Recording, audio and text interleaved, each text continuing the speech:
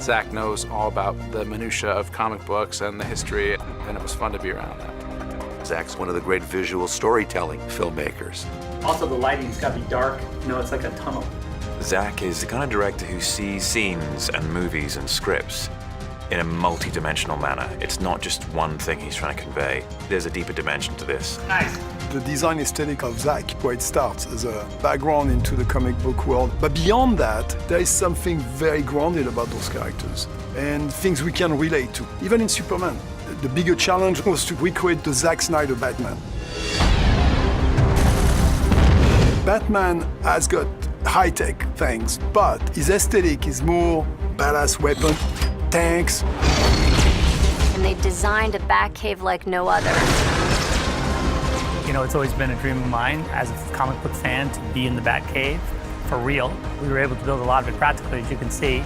The big concept for the cave is that everything is suspended. There is nothing the structural support from underneath. It's all hanging. It's the whole bad thing. You can believe construction, the way it hangs from the ceiling. And I loved all the tools and all the equipment. I'm gonna do this close up. But they're gonna go on action. It's a long and joyous collaboration that we've been on together. And I think it's super exciting to play in that world.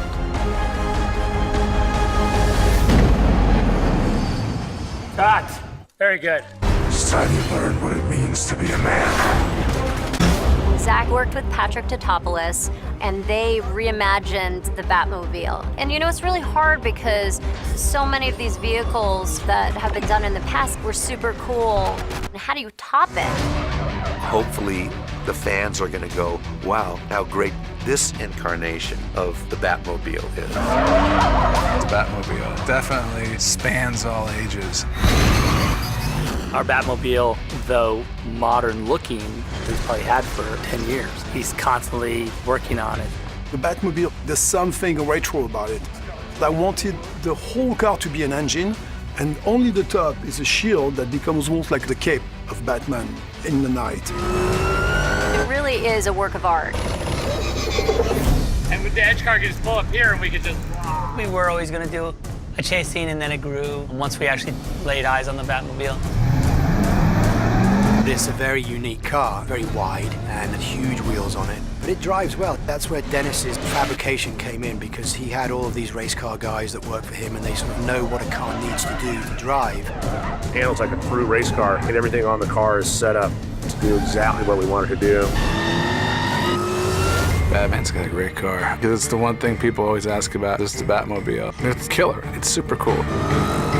Getting the edge car to shoot the action was really fun. It's a camera platform that is basically built on the SUV. You can go super fast, and the arm can swing while you're driving. Had huge effects rigs, a bunch of cars crashing, flipping cars, explosions. So with the drivers that we had, it went very well. You can't put a price on having good drivers.